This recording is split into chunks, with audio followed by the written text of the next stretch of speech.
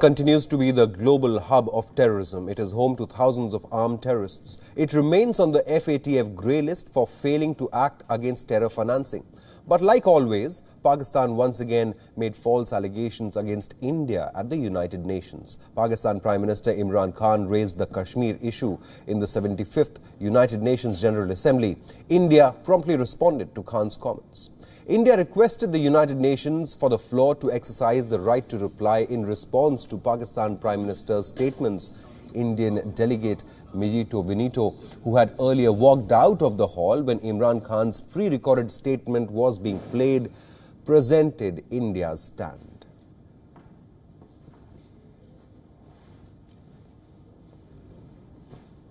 We saw lies, misinformation, warmongering, and malice spread through this assembly.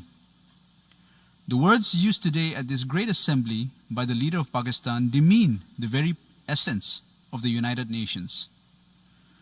For a nation that is deeply buried in medievalism, it is understandable that the tenets of a modern civilized society, such as peace, dialogue, and diplomacy, are far-fetched. Allow me, Mr. President, to jog their minds a little about the stellar record of Pakistan. This is the country that brought genocide to South Asia 39 years back when it killed its own people. This is also the country that is shameless enough not to offer a sincere apology for the horrors it perpetrated even after so many years. This is the same country that provides pensions for dreaded and listed terrorists out of state funds. This is the same country that has the dubious distinction of hosting the largest number of terrorists proscribed by the United Nations. The leader whom we heard today is the same person who referred to the terrorist Osama bin Laden as a martyr in his parliament in July. The same leader who spewed venom today admitted in 2019 in public in the US that his country still has about 30,000 to 40,000 terrorists who have been trained by Pakistan and have fought in Afghanistan and in the Indian Union territory of Jammu and Kashmir. The only crowning glory that this country has to show to the world for the last 70 years is terrorism, ethnic cleansing, majoritarian fundamentalism, and clandestine nuclear trade. Pakistan Prime Minister Imran Khan had raised the Kashmir issue and criticized the Indian government on several issues. After Khan's speech, T.S.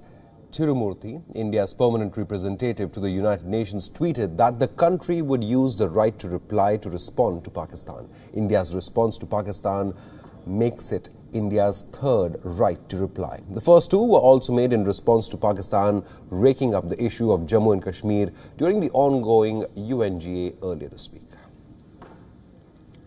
Joining us on this broadcast is WION's principal diplomatic correspondent Siddhant Sibal for more details on this story. Siddhant, like the Indian diplomat mentioned there, Pakistan continues to be the global hub of terrorism. Imran Khan called Osama bin Laden a martyr. In fact, Osama bin Laden, one of the world's most dreaded terrorists, was hunted down by US forces inside Pakistan. And it's a state policy of Pakistan, isn't it, as far as sponsoring terror to create unrest in Kashmir is concerned, isn't it? So why is Imran Khan all the time raking up India at the UNGA and not focusing on the growth of his own country? Well, it has been a packed schedule at the United Nations General Assembly, packed 24 hours. Half of it is over. We saw the statement by the Pakistani Prime Minister Imran Khan. And answering your question why the Pakistani Prime Minister has been focusing on India, well, that has been the pastime, the national pastime of Pakistan for last 70 years. In fact, the Pakistani Prime Minister mentioned India 20 times and Kashmir 18 times in his speech at the United Nations General Assembly, and this was on expected line. And in fact, this is what Pakistan has been doing at various multilateral forums. If you look at what's happening at the United Nations in Geneva, where the Human Rights Council is underway, we have seen how the Pakistani diplomats have been using the forum to talk about India and less about more constructive activities. So we have seen the replies by the Indian side as well. The Indian diplomat slamming Pakistan, and of course the Indian envoy also slamming Pakistan, saying it's a new low in diplomatic engagement by Pakistan. And we all have now seen the visuals of how the Indian diplomat walked away while Pakistani Prime Minister was speaking at the UNGA, which of course is a royal snub by New Delhi to Islamabad. But by and large, the big focus now is on the speech of the Indian Prime Minister Narendra Modi. He will be addressing the UNGA at 6:30 p.m. Indian Standard Time today, and that will be a speech that everyone will be focusing on, given the fact that how the Indian Prime Minister has been focusing on much more constructive activities or global engagement. Remember his first address at the United Nations General Assembly, he gave the idea of Yoga Day, International Yoga Day, and since then we have seen how this has become a part and parcel of global diplomatic engagement every year.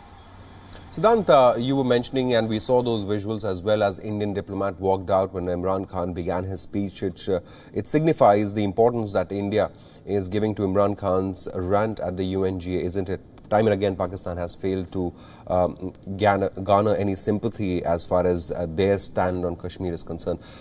Even a couple of days back, India raised the issue of Gilgit as well, saying that Gilgit-Baltistan belongs to India under international law. But like you rightly mentioned, focus is on Prime Minister Modi's speech later today. What are the key highlights that he is going to address?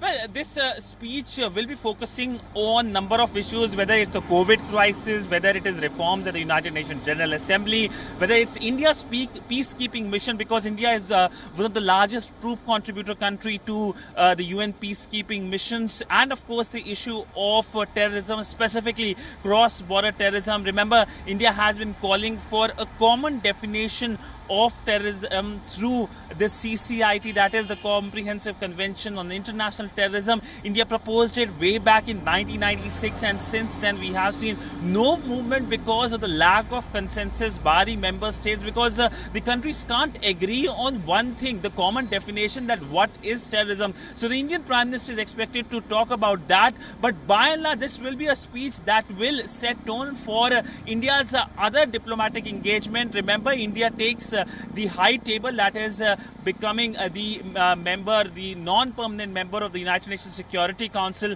for 2 years period starting from 1st of January 2020, and this speech by the Indian Prime Minister is going to give out the agenda, the vision of what India will be talking about when it will be sitting at the United Nations Security Council. So number of things that the Indian Prime Minister is going to focus on, but the big focus will be on how the world community should speak in one voice when it comes to the issue of terrorism, and also how the world community whose action has been criticized by everyone should act in one way when it comes to dealing with challenges like the COVID crisis and weakening multilateralism. This is something that has been a reoccurring theme of the Indian diplomacy in past few months, given the fact that how amidst the COVID crisis there has been lack of global response, especially by the United Nations itself. Remember that the United Nations itself took many months before it could finally discuss the COVID crisis. Initially,